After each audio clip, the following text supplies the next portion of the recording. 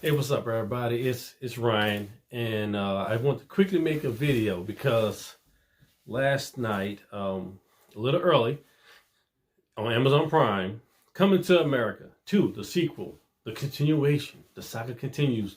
It was dropped a day early, so a lot of people have been talking about it on my timeline, and I'll tell you personally, wasn't impressed. So a lot of people were, oh, you tripping. You must have wanted to have, I guess strippers and gunfights and chaotic, I guess, action sequences. And I was like, no, I just wanted a good movie. And so I decided to do a quick video to explain my subjective opinion, of course, on why I didn't like the movie. I don't give it 2 thumbs down. I think there were some good points in it, but overall, I don't think it was, I was definitely unimpressed, and I'll explain why. The storyline, it was okay. It didn't seem like they really tried to come up with a very captivating storyline. Finding a son off of a wild night that he couldn't remember was kind of, okay, that happened. And the fact that they just kept it secret from him for all these years, even though he has 3 daughters, they were saying, oh, they hoped he would have had a son by now, but I'm like, okay, his oldest daughter is at least, late teenage years. He has his youngest daughter was at least, maybe 10 or 11 years old.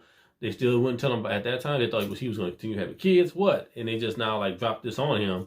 I thought that was kind of poor or lazy writing. Now I'll say this, because the first movie, the original Coming to America, I thought the writing wasn't bad. It was a nice, cool storyline that they created, and there was a seriousness to it.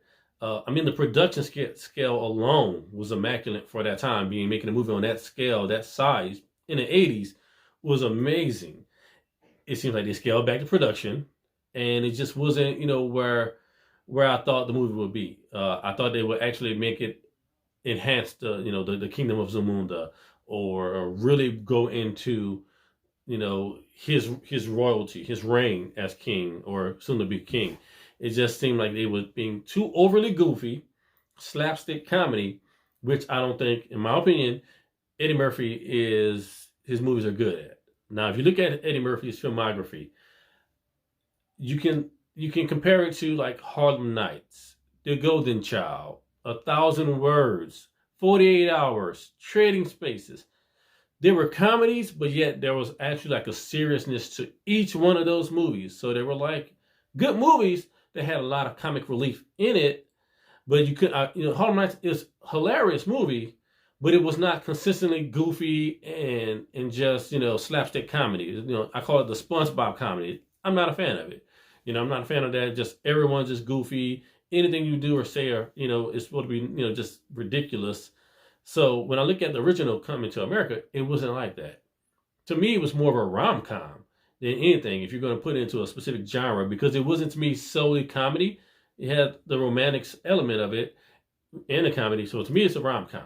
And, James Earl Jones' character, his mother's character, there was so much, there was a different weight to it. Whereas you look at King Jaffe Joffer in this movie, and it's almost a joke. I'm like, this is not King Jaffe Joffer. This is not, the guy who had rose petals tossed at his feet. The funeral scene to me was whack. It was lame. I'm sorry. Just because you're dropping in Gladys Knight and then Vogue, I'm like, to me, it was just a poorly, lazy written script.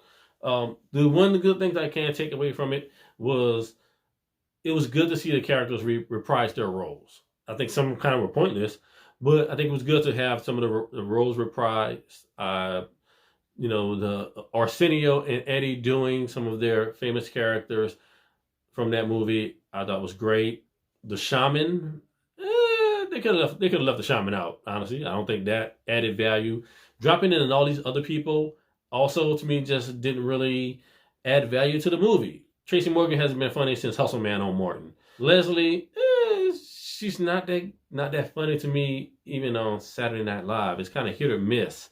The loud, obnoxious, ghetto comic is not funny to me. That's just not funny in those types of movies. And I understand that they're trying to balance off the prestigious Kingdom but it's like, no, it's not that good. I mean, even the Lisa's sister from the original movie played a better role of that balance to Lisa's personality and her character than Leslie did with Lisa's character. It just, to me, didn't fit. Uh, the male actor, Akeem's son, wasn't funny. He just wasn't funny. I felt if he would have kept a more serious role, similar to what Eddie Murphy did in the original movie, because Eddie Murphy's character in the original role, he wasn't typically the comic relief in most of the scenes. It was one of the other additional, the barbershop characters, the Jewish barbershop character, Randy Watson, who I give that his props. The Randy Watson part at the end, I really enjoyed that. But even Akeem, Eddie's character in the original movie, wasn't the source of most of the comic relief in the movie, not his character. So I did kind of expect, I wanted this character to kind of mimic his search for love and his place in the kingdom. And it seemed like he was also just trying a little too much to be funny. And I was like, just stop. Just be consistent throughout the movie. You know, the dynamic between the father who just jumped back into his life after all these years and you found out you're a prince, go into that. Build some backstory into that. Like, don't be lazy. So that's kind of why I thought it was just not as good of a movie. I'm not a fan of Norbit. I wasn't a fan of the Clumps. Outside of Nutty Professor, maybe one. I didn't like the others. To me, I think Eddie does a better job at roles similar to like Harlem Nights, The Golden Child. They had a good storyline, and there was elements of comedy in it. That's my take on it.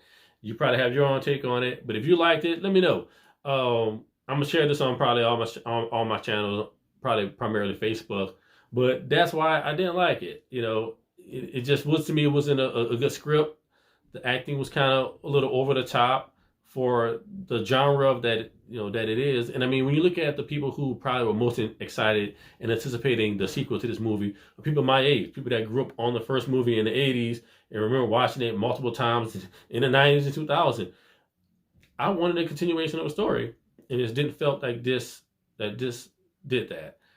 This is probably a movie I may not watch again, and that's how I measure movies on, the script, the acting, the fact if I will watch it again or not. And I don't think I'll watch this again. Honestly, it's not a movie that I'm going to be popping in. I can watch Coming to America every weekend.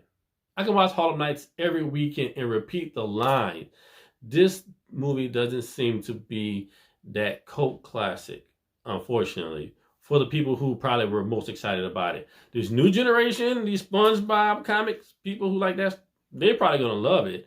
But the slapstick comic, slipping on a banana peel, smashing pies in your face, that's what I call slapstick comedy, where everything is a joke and it's overly goofy. I don't like that. To me, that's trash. It's not funny. It's not a good comedy movie, or that's just not good comedy, period. I expect more from that.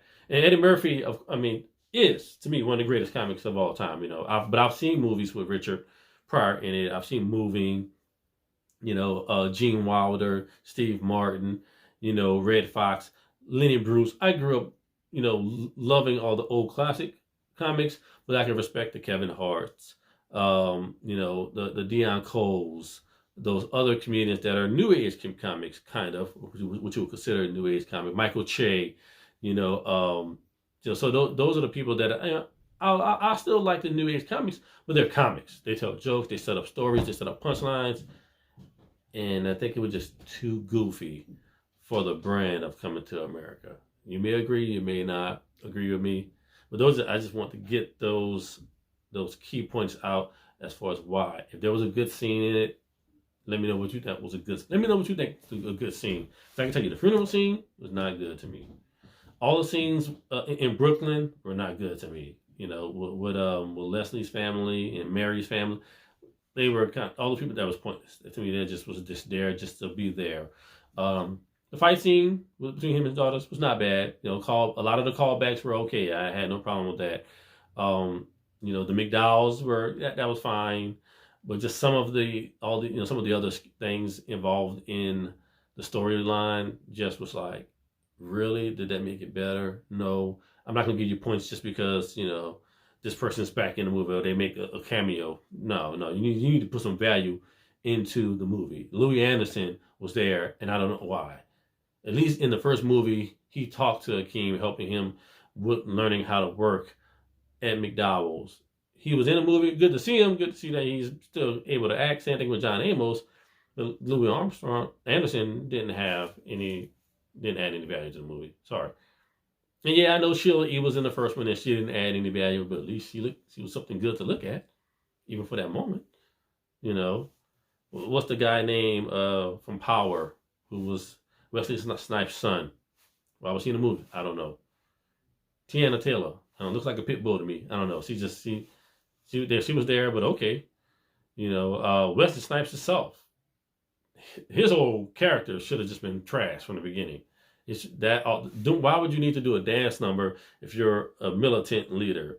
Why are your soldiers breakdancing and doing steps and stuff? That was dumb. As simple as I can say it, that was stupid. That made no sense.